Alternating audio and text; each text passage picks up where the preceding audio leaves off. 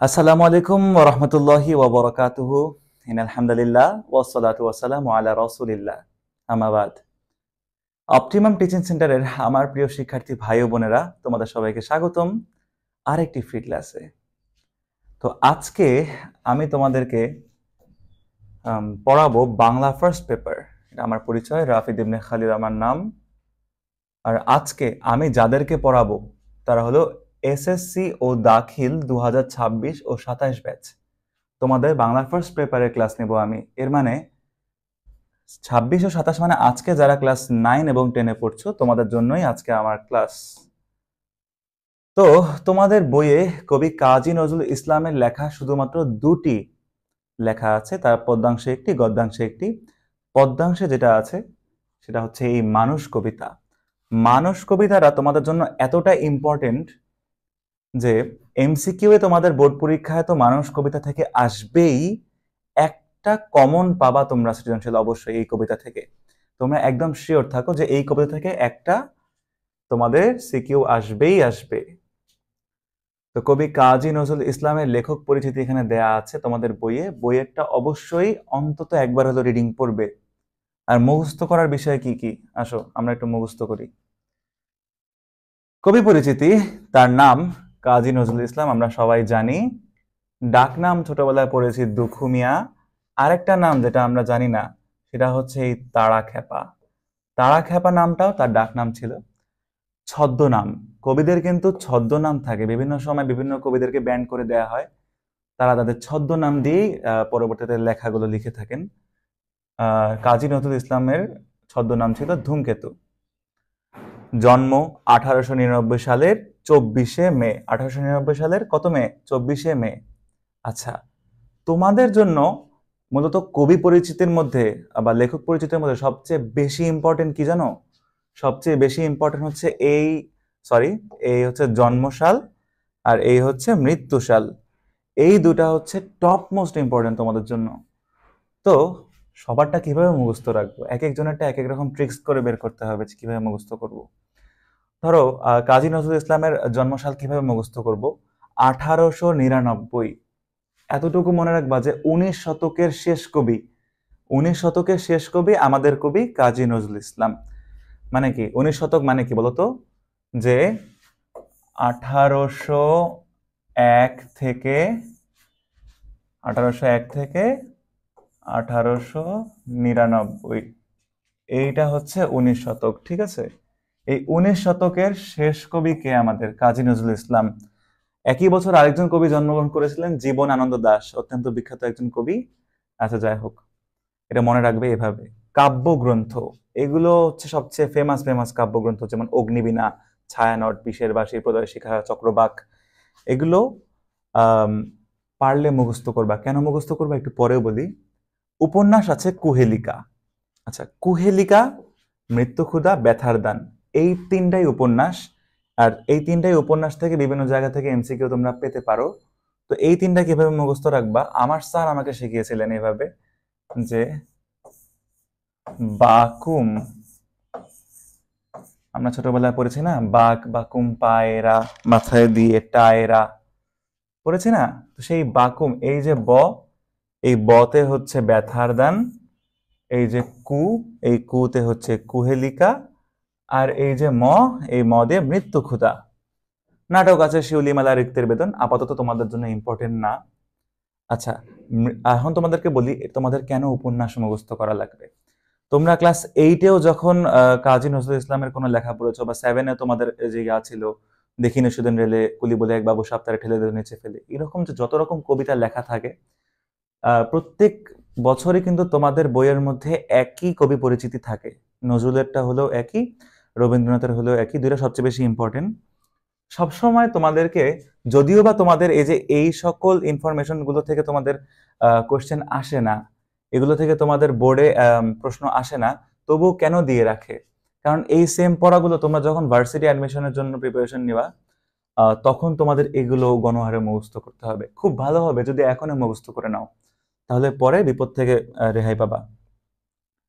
যাই হোক, সবচেয়ে ইম্পর্টেন্ট কি কি বলেছিলাম কবি পরিচিতির মধ্যে? জন্মসাল, মৃত্যুসাল। জন্মসাল তো আমরা মুখস্থ করেছি, তাই না? যে 1899 সালে 24শে মে। মৃত্যুটা কিভাবে মুখস্থ করব? খালি সালটা মুখস্থ করো ভাই, আর লাগবে না। সাল মৃত্যু 1976 সাল। এখন অনেকে 71 লিখে দেয়, 74 লিখে আসে, আবার 75ও লিখে আসে। এটা মনে রাখবা যে 75-এ তো আমাদের শেখ মুজিব মারা গিয়েছেন। শেখ মুজিব মারা যাওয়ার পরের বছর আমাদের জাতীয় কবি মারা যান। দেখ, সমাধিস্থানটা এটা জেনে রাখা ভালো, এটা পরীক্ষার জন্য না, জেনে রাখো। ঢাকা বিশ্ববিদ্যালয়ের কেন্দ্রীয় মসজিদ সংলগ্নে। কারণ তিনি তার মৃত্যুর পূর্বে একটি কবিতা লিখেছিলেন, সেখানে তিনি বলে গিয়েছেন যে তার চাওয়া এমন ছিল যে তিনি আসলে মারা যাওয়ার পরে মসজিদের পাশেই যেন তাকে কবরে শায়িত করা হয়, যাতে তিনি আজান শুনতে পান। যা হোক, কবিতায় আসি আমরা। মানুষ কবিতা, কবিতার নাম মানুষ, লিখেছেন কাজী নজরুল ইসলাম। প্রথম দুটি চরণ দেখো, এখানে লেখা গাহি সাম্যের গান, মানুষের চেয়ে বড় কিছু নাই, নহে কিছু মহিয়ান। এই দুটো চরণ দ্বারা কি বোঝানো হয়েছে আসো আমরা জানি। গাহি সাম্যের গান, আমাদের কবি শুরু থেকে শেষ পর্যন্ত তার যে লেখার যে একটা জীবনকাল ছিল, শেষ পর্যন্ত তিনি সাম্যের গান গেয়ে গিয়েছেন, সমতার কথা বলে এসেছেন। আর তারপরে লাইনে কি লেখা আছে? মানুষের চেয়ে বড় কিছু নাই, নহে কিছু মহিয়ান। এখানে যদি তোমরা ভেবে ফেলো যে ও আচ্ছা, মানুষের চেয়ে বড় কিছু নাই, এর মানে তিনি কি সৃষ্টিকর্তাকে অস্বীকার করছেন, বিষয়টা এমন না, একটু পরে ক্লিয়ার হবা। নাই দেশ কাল পাত্রের ভেদ, অভেদ ধর্ম জাতি, সব দেশে সব কোলে, ঘরে ঘরে তিনি মানুষের খ্যাতি। আচ্ছা, এই দুটো চরণ একটু দেখো, মনোযোগ দিয়ে পড়ো। এমনি পড়লেও তো হয়ে যায়, কিন্তু একটু বোঝার ট্রাই করো। নাই দেশ কাল, কোনো দেশ, কোনো কাল, কোনো পাত্র ভেদে কবি মানুষকে বিভক্ত করেন নাই।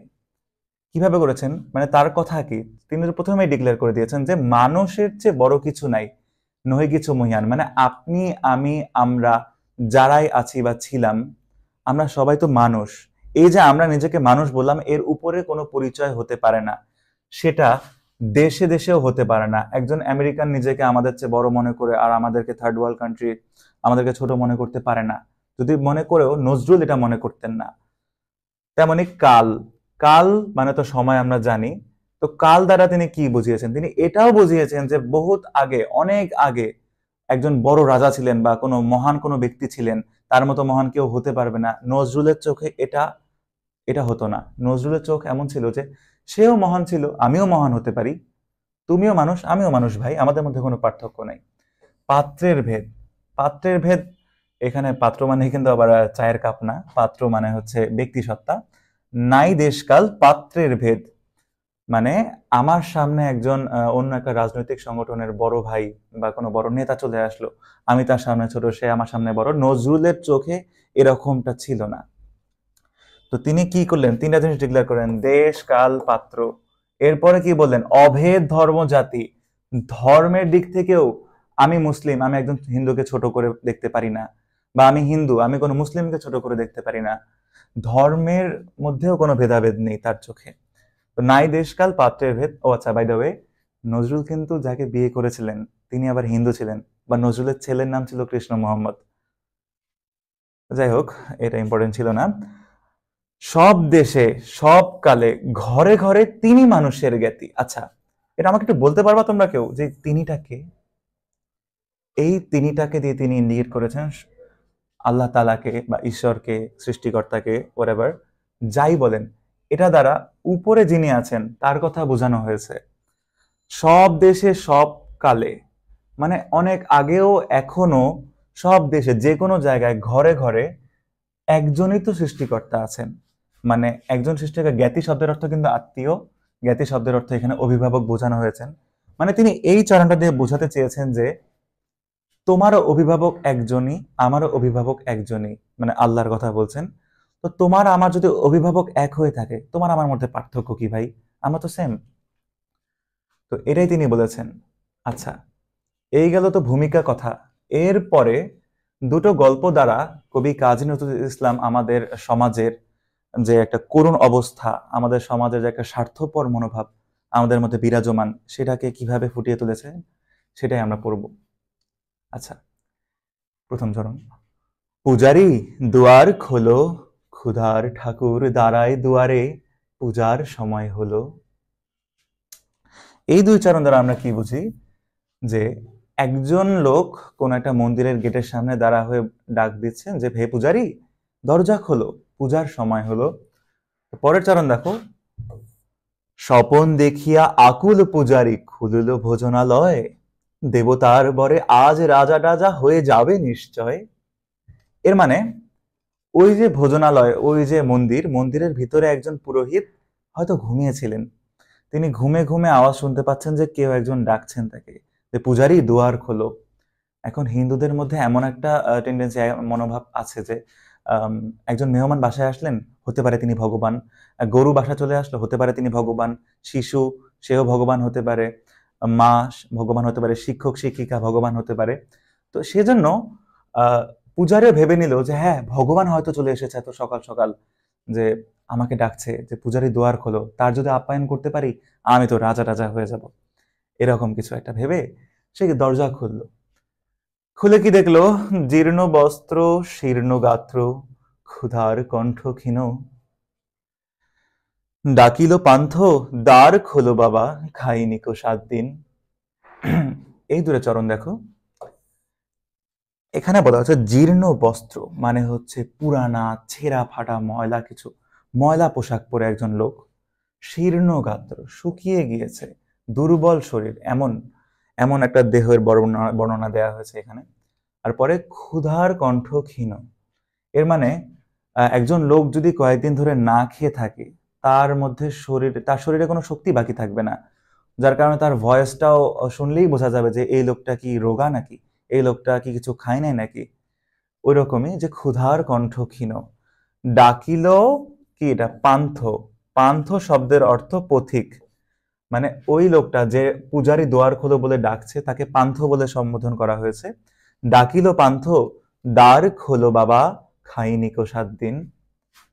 মানে এখানে কি হয়েছে ঘটনাটা, যে একজন পূজারি মানে পুরোহিত মন্দিরের ভিতরে ঘুমাচ্ছিলেন এবং তিনি ঘুমে ঘুমে শুনতে পেলেন যে কেউ একজন ডাকছে যে পূজারি দুয়ার খোলো। আর সে ঘুম থেকে উঠে ভাবলো, হ্যাঁ মনে হয় দেবতা চলে এসেছে, গিয়ে আপ্যায়ন করি। দ্বার খুলে দেখলো যে একজন পথিক ভিখারি খাবার চাচ্ছে। এটাই হচ্ছে মেইন কথা। সে বললো যে খাইনি কো 7 দিন।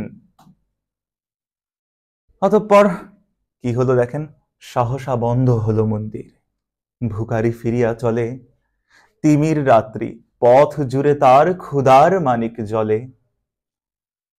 এরপরে কি লেখা দেখো, সহসা বন্ধ হলো মন্দির, ভিখারি ফিরিয়া চলে, তিমির রাত্রি, পথ জুড়ে তার ক্ষুধার মানিক জ্বলে। এর মানে পূজারি ওই ভিক্ষুককে দেখে দরজা বন্ধ করে দিল। তার কাছে মনে হলো না যে এই একটা লোক আমার কাছে এসেছে সকাল সকাল, মূলত তার কাছে তো আসেনি, ভগবানের মন্দিরে এসেছে খাওয়ার জন্য। সে গেট বন্ধ করে দিল, তাকে খাওয়ানোর কোনো প্রয়োজনীয়তা বোধ করলো না। পরে সে গেট বন্ধ করে দিল, ভিখারি ফিরিয়া চলে, মানে ভিখারি না খেয়ে চলে যাচ্ছে। তার এত, সে যে আশা নিয়ে গিয়েছিল সে খাবে, সেটা হয়নি। তিমির রাত্রি, তিমির রাত্রি মানে হচ্ছে গভীর রাত। গভীর রাত, পথ জুড়ে তার ক্ষুধার মানিক জ্বলে। একটা জিনিস কি খেয়াল করেছো যে কবিদের বিশেষ করে কাজী নজরুল ইসলামের লেখাগুলো কতটা শৈল্পিক? এখানে কি লেখা, যে পথ জুড়ে তার ক্ষুধার মানিক জ্বলে। এখানে ক্ষুধার মানিক জ্বলে বলতে কি বোঝাচ্ছে? আমরা জানি মানিক মানে হচ্ছে দামি কিছু, ডায়মন্ডের মতো। ধরো একটা বড় একটা রুমের মধ্যে তোমরা 10-12 জন আছো, আর একটা ডায়মন্ড মাঝখানে, ডায়মন্ডটা অনেক দামি নিশ্চয়ই। তোমাদের গল্প তো এই ডায়মন্ড কেন্দ্রিকই হবে, তাই না? অন্য কোনো বাহিরের আলাপ নিয়ে তো তখন তোমাদের মাথা ব্যথা থাকবে না। তোমাদের চিন্তা হবে এই ডায়মন্ডটা কত দামি, এই ডায়মন্ডটা কোথা থেকে এসেছে, কোথা থেকে বানিয়েছে, এত সুন্দর কেন, এরকম টাইপের। তো যাই হোক, এখানে কবি বোঝাতে চেয়েছেন যে উক্ত পথিকের এখন দুনিয়াতে অন্য কোনো চিন্তা ভাবনা নাই, তার কাছে সবচেয়ে বেশি দামি জিনিসটা হচ্ছে তার এই ক্ষুধা। তার এখন ধ্যান জ্ঞান সব জীবনের একমাত্র উদ্দেশ্য হচ্ছে এই ক্ষুধাকে নিবারণ করা। ভিখারি ফুকারি কয়, ওই মন্দির পূজারীর হায় দেবতা তোমার নয়। মানে সে আক্ষেপ করে ঈশ্বরকে বলছেন যে হে দেবতা, ওই মন্দির তো তোমার না, ওটা তো পূজারীর। সে এটা আফসোস করে বলছে, কারণ সে আশা নিয়ে গিয়েছিল যে আমি হয়তো দেবতার ঘরে যাব, আমি খাবার তো অবশ্যই পাবো। তো এরকম কিছু ঘটেনি, এরকম কিছু ঘটেনি। ভুকারি ফুকারি কয়, এই যে ফুকারি, এটা কিন্তু এমন ওয়ার্ড না যে কাপড় চোপড় খাবার দাবার। ফুকারি মানে চিৎকার করে, ভুকারি চিৎকার করে বলতে থাকে। ভুকারি বলতে কিন্তু আবার ভিক্ষুক না, ভুকারি বলতে ক্ষুধার্ত ব্যক্তি। ও আচ্ছা, আগের ইয়াতে একটা জিনিস মিস হয়ে গেছে, তোমাদেরকে একটু বলি। এই যে ক্ষুধার ঠাকুর, ক্ষুধার ঠাকুর ওয়ার্ডটা দ্বারাও কিন্তু কোন রকম দেবতাকে বোঝানো হয়নি যে একজন ঠাকুর চলে আসলেন বা কোনো ঠাকুর মশাই চলে আসলেন, এরকম কিছু। ক্ষুধার ঠাকুর মানে হচ্ছে ক্ষুধার্ত ব্যক্তি। ওহ, যা হোক, আমরা একটু আগাই, একটু পিছিয়ে গিয়েছি। ওকে, তো মন্দির গেল। এখন ওই লোক ভাবলো যে ঠিক আছে, আমি মন্দিরে গেলাম, মন্দিরের পুরোহিত তো আমাকে কিছু খেতে দিল না, যদি আমাকে মসজিদ থেকে কিছু খেতে দেয়। আচ্ছা, এখানে আরেকটা জিনিস আগে থেকে বলে রাখি, কবি নজরুল ছিলেন মুসলিম, আমরা তো জানি। তো তিনি ফার্স্টে একটু হিন্দু সমাজের লোকজনকে একটু ছোট করলেন, মানে তাদেরকে ছোট করলেন না, মূলত যারা এরকম করে, এরকম কাজের সাথে জড়িত, যাদের মন মানসিকতা এরকম, তাদেরকে তাদের আঙ্গুল দেখিয়ে দিয়েছেন যে তোমরা এমন। তো শুধু কি হিন্দুকে দেখাবেন না, তিনি মুসলমানকেও দেখিয়েছেন, কারণ তিনি প্রথমেই বলেছেন গাহি সাম্যের গান। তিনি সমতা করে দিয়েছেন সব জায়গায়, সবসময় সমতার কথা বলছেন, সাম্যের কথা বলছেন। যা হোক, মসজিদে কাল শিরিনি আছিল, অঢেল গোস্ত রুটি, বাঁচিয়া গিয়েছে মোল্লা সাহেব হেসে হেসে তাই কুটি কুটি। এর মানে ওই পথিক যেদিন ওই মসজিদে গিয়েছিল, সেদিন তার আগে ওই মসজিদে শিরনি ছিল, আর শিরনির আইটেম ছিল গোস্ত আর রুটি। তো মসজিদে সবাই ভাগাভাগি হওয়ার পরে লাস্টে মনে হয় অনেকগুলো বেঁচে গিয়েছে, ওগুলো নিয়েই মোল্লা সাহেব প্ল্যান করছে যে ওগুলো তাই তিনি খাবে, এখন তিনি এখন ওটা একলাই এনজয় করবেন। এই জন্য তিনি হেসে হেসে কুটি কুটি। এমন সময় এলো মুসাফির, গায়ে আজারির চিন। আজারির চিন কি? আজারির চিন হচ্ছে আলখেল্লা টাইপের একটা পোশাক। মূলত এখানে বোঝানো হয়েছে যে ওই ওই জীর্ণ বস্ত্র, শীর্ণ গাত্র, যে জীর্ণ বস্ত্র, সেটা বোঝানো হয়েছে। বলে বাবা, আমি ভুকা ফাঁকা আছি আজ নিয়ে 7 দিন। একই কথা, আগে মন্দিরে গিয়ে বলেছিলাম আমি 7 দিন ধরে কিছু খাইনি, এখানে ওই মসজিদের সামনে এসে তিনি বলছেন যে আমি কিছু খাইনি বাবা, আমায় কিছু খেতে দাও। পরে কি হলো একটু দেখো, তিনি খেতে দিলেন কিনা। তেরিয়া হইয়া হাকিল মোল্লা, ভেলা হলো দেখি ল্যাঠা, ভুকা আছো মোর গো, ভাগাড়ে গিয়া নামাজ পড়িস বেটা। ভুকারি কহিল না বাবা। মোল্লা হাকিল, তাহলে শালা সোজা পথ দেখ, গোস্ত রুটি নিয়া মসজিদ দিল তালা। এখানে কি হলো একটু তোমাদেরকে বুঝাই। তেরিয়া তেরিয়া হইয়া হাকিল মোল্লা, ভেলা হলো দেখি ল্যাঠা, মানে একদম খুব রাগ করে একদম উঠে এসে একদম কাছে এসে, মনে কর তাড়ায় দেওয়ার একটা মনোভাব নিয়ে এসে উঠে এসে বললো যে কি হয়েছে তোমার। হ্যাঁ, হ্যাঁ, বলতেছে ভুকা আছো মরগো, ভাগারে গিয়া, মানে তুমি ক্ষুধার্ত, তোমার কি হয়েছে, তুমি গিয়ে মরো, আমার কোনো যায় আসে না। তুমি কি নামাজ পড়ো, মানে নামাজ পড়িস বেটা। মানে একটা লোক 7 দিন ধরে খায়নি, সেই লোককে খাওয়ানোর মতো ক্যাপাবিলিটি তার আছে, কিন্তু তার তো উদ্দেশ্য নিজে খাওয়া, তাই না? সে এখন গা বাঁচায় কি করতেছে, সে জোর দেখায়, দেখছেন যে আহ, জোর দেখায় বলছে যে নামাজ পড়ো তুমি, নামাজ তো পড়ো না, যাও এখান থেকে। মানে এরপরে যাও এখান থেকে কিভাবে বলেছে, যে খারাপ করে বলছে যে তাহলে শালা সোজা পথ দেখ, গোস্ত রুটি নিয়া মসজিদ দিল তালা। যে সে তাকে ভাগায় দিয়ে মসজিদে তালা দিয়ে সে নিজে চলে গেল, ওই লোক ক্ষুধার্তই থেকে গেল, তার আর খাওয়া হলো না।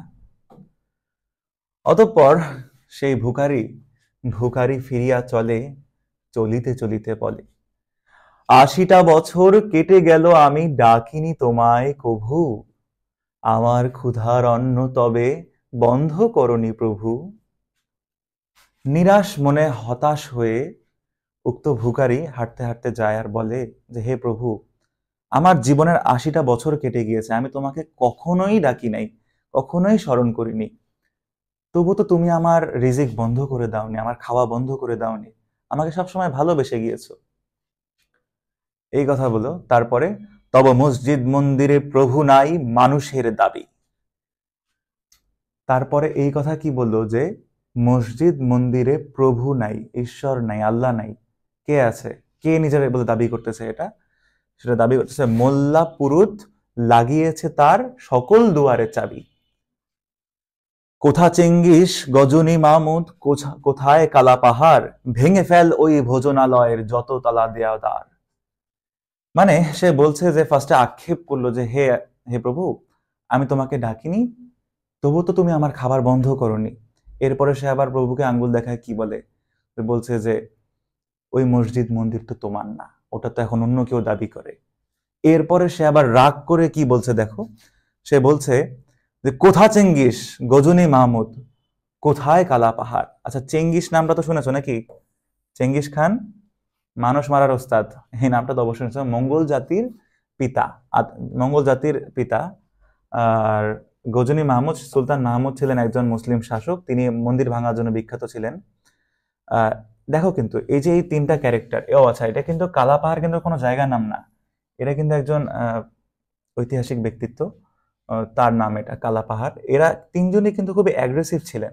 আর তারা তারা বিভিন্ন, যেমন ইনি মন্দির ভাঙার জন্য বিখ্যাত ছিলেন, তিনি মানুষ মারার জন্য বিখ্যাত ছিলেন, কুখ্যাত। তো তাদেরকে বলা হচ্ছে যে তোমরা কোথায়, চেঙ্গিস কোথায়, গজনী মাহমুদ কোথায়, ভেঙে ফেল ওই ভোজনালয়ের যত তালা দেওয়া দ্বার। মানে এই তালা দেওয়ার দ্বার ভাঙে না কেন? এই ভাঙার লোকগুলো, চেঙ্গিস আজ কোথায়, আজ সুলতান মাহমুদ কোথায়? এদেরকে তিনি খুঁজছেন যে তারা যেন এসে ওই মসজিদে তালা দেওয়া দ্বার ভেঙে দেয়। তারপরে সে কি বলে দেখো, খোদার ঘরে, খোদার ঘরে কে কপাট লাগায়, কে দেয় সেখানে তালা, সব দ্বার এর খোলা রবে চালা, হাতুড়ি শাবল চালা। এর মানে সে এখন রাগ করে বলছে, খোদার ঘর ভাই, ওটা তোমার ঘর না, ওখানে তুমি তালা দেয়ার কে? আর এই যে কপাট শব্দটা আছে না, কপাট শব্দের অর্থ কি বলতো? সিটকিনি। আমরা যে সিটকিনি লাগাই দিই না বাসায়, ওটার নাম হচ্ছে কপাট। এই কপাট কে লাগায়? সে জিজ্ঞাসা করছে যে খোদার ঘরে কে লাগায় কপাট, কে কপাট লাগায়, কে দেয় সেখানে তালা, সব দ্বার এর খোলা রবে চালা, হাতুড়ি শাবল চালা। মানে এই গেট খোলা থাকবে, তালা লাগাইলে হাতুড়ি শাবল চালা এটা ভেঙে দেয়া হবে। অতঃপর সে তো তার আক্ষেপ প্রকাশ করলোই এই দুইটা লাইন দিয়ে, মানে সে তার রাগ প্রদর্শন করলো। কিন্তু এর পরের লাইনে কি বলে? সে বলে যে হায় ভোজনালয়, হায় রে ভোজনালয়, তোমার মিনারে চড়িয়া ভণ্ড গাহে স্বার্থের জয়। মিনার শব্দটা তো শুনেছো না? মিনারে উঠে কারা দ্বারা হয়, কারা কথা বলে, কারা কিছু একটা বলে, কিছু একটা বলে বলতে একটু ক্লিয়ার করে দিই। মসজিদের মিনার থাকে না, মসজিদের মিনারে কারা ওঠে? মুয়াজ্জিন ওঠে। মসজিদের মিনারে মুয়াজ্জিনরা উঠে আজান দেয়। তো এখানে একটা কন্ট্রোভার্সি অনেকের কাছে শুনেছি আমি, যে তারা বলেন যে কবি নজরুল বলেছে যে মুয়াজ্জিন যারা আছে তাদেরকে নিগলেক্ট করে বলা হয়েছে যে তারা যে আজান দেয় সেই আজানটাকে কোনো একটা স্বার্থের জয় বলা হয়েছে। বিষয়টা ওই রকম না। এই পুরো কবিতাটা যে পড়বে, তারপর সে এই লাইনটা পড়বে, সে তখন বুঝবে যে কাদেরকে ইন্ডিকেট করা হয়েছে। যাদের মধ্যে এরকম কৃপণতা থাকে, মন মানসিকতা এরকম ছোট হয়ে থাকে, তাদের কথা বলা হয়েছে এখানে। যে তাদের জন্য ওই আজানটাই স্বার্থের জয়, যে সে আজান দিবে, মসজিদে শিরনি নিয়ে আসবে, সেই শিরনি তারা ভাগ করে খাবে, এটার কথা বলা হয়েছে। কিন্তু আমাদের সমাজে এতটাও মানে সব জায়গায় এটা নেই, কিছু কিছু জায়গা অবশ্যই আছে। আমরা চেষ্টা করব যে নজরুলের কবিতা শুধু পড়ার নয়, নিজের মন মানসিকতার যে একটা বিকাশ ঘটাতে হবে নজরুলের পড়া পড়ে আমাদেরকে, ইনশাল্লাহ। আচ্ছা, পাঠ পরিচিতি। পাঠ পরিচিতি আমি আশা করি যেভাবে পড়িয়েছি তোমাদের অনেক ভালোভাবে এটার যে মেইন থিমটা, মর্মবাণীটা তোমরা বুঝতে পেরেছো ইনশাল্লাহ। তাও অবশ্যই অবশ্যই আমি তোমাদেরকে বলবো যে এই যে তোমাদের বইয়ে লেখা যে পাঠ পরিচিতি আছে, এটাকে অবশ্যই অন্তত একবার হলেও মনোযোগ দিয়ে পড়বা, ঠিক আছে? আর আমি তোমাদের যে আজকে তোমাদের ক্লাসটা নিলাম, তোমাদের কেমন লাগলো একটু কমেন্টে জানাবা আমাকে প্লিজ। আর এরপরে তোমরা কি ক্লাস চাও সেটাও জানাবা। কোনো রকম প্রশ্ন থাকলে ইনবক্স। আর যদি তোমরা কেউ অপটিমাম টিচিং সেন্টারের সাথে যুক্ত হতে চাও, এখানে পড়ালেখা করতে চাও, ভর্তি হতে চাও, নিম্নলিখিত এই নাম্বারে যোগাযোগ করবে। আসসালামু আলাইকুম ওয়া রাহমাতুল্লাহি ওয়া বারাকাতুহু।